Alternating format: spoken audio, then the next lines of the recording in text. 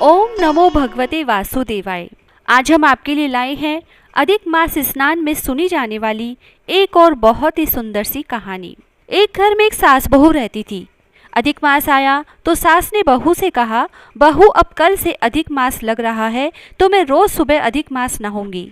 तो बहू ने जिज्ञासावश पूछा, सासू माँ ये अधिक मास क्या होता है, मुझे भी बताओ। तो सास बोली कि जिस महीने में संक्रांति नहीं होती वह अधिक मास होता है और इसको पुरुषोत्तम मास भी कहते हैं। यह भगवान कृष्ण का प्रिय मास होता है। अतः पुरुषोत्तम मास में सुबह सूर्योदय के पहले उठकर नारायण तारायण और पारायण करना चाहिए। तो बहू बोली, माँ यह भी तो बताओ कि नारायण तारायण और पारायण कैसे किया जाता है। तो सास समझाती हुई बोली कि सुबह सूर्योदय के पहले उठकर नदी या तालाब में नहाओ, उसके बाद नारायण यानी सूर्य नारायण को जल चढ़ाओ और साथ ही ध्रुव तारे को दर्शन करो, जिससे तारायण भी हो जाता है।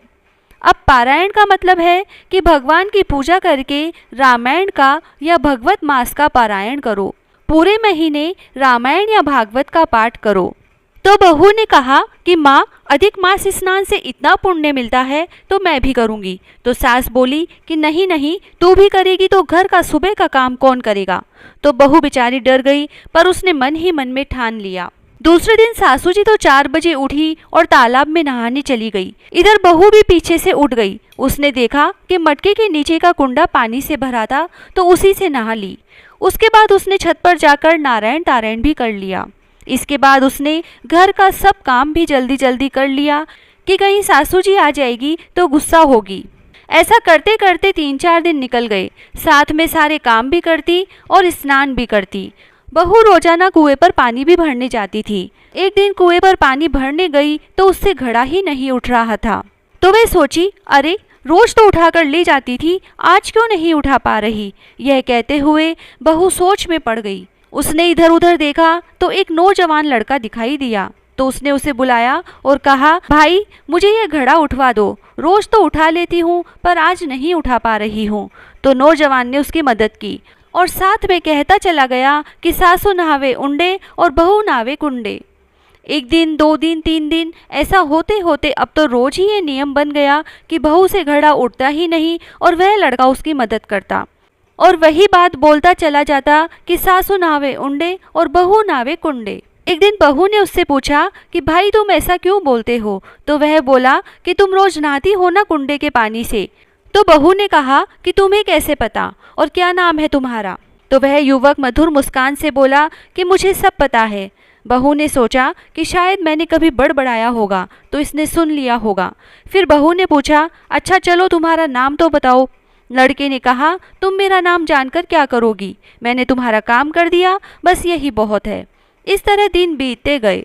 बहू उससे नाम पूछती परंतु वह नहीं बताता। एक दिन उसने नाम बता दिया कि मेरा नाम दामोदर है। बहू अब उसे दामोदर नाम से पुकारने लगी।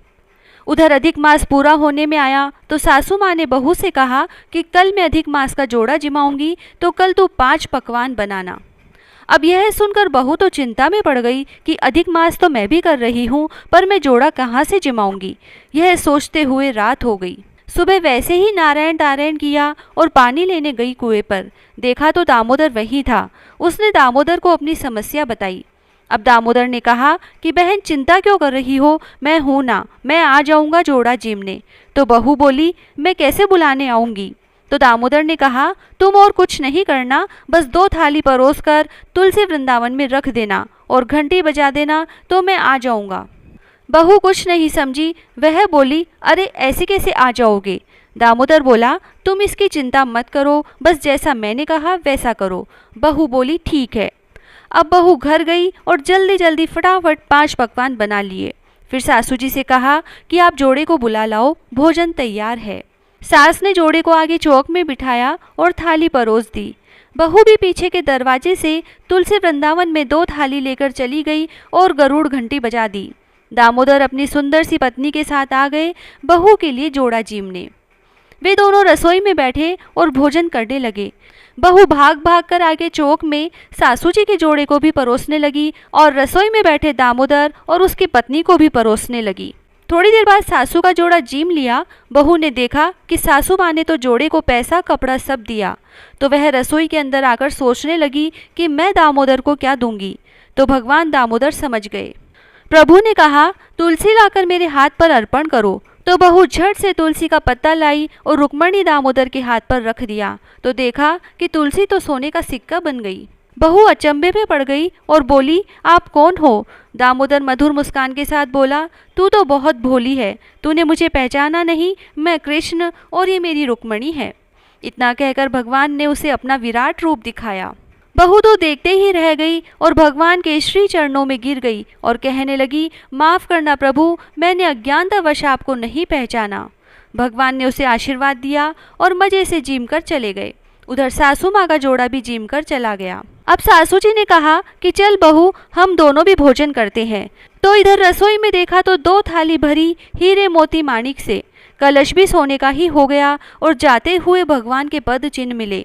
सासू जी को आश्चर्य हुआ। उन्होंने बहू से पूछा तो बहू ने पूरी बात बताई। सास बोली, बहू तू तो बड़ी भाग्यवान है, तेरे लिए भगवान श्री कृष्ण स्वयं रुक्मणी के साथ आए। इस तरह सास बहू दोनों का अधिक मास संपन्न हुआ। कहानी कहता ने, सुनता ने, हुकारा भरता ने, सारे परिवार का पुरुषोत्तम मास सफल होए। कथा अधूरी होए तो पूरी कर जो, पूरी होए तो मान बढ़ा जो। जय श्री राधे।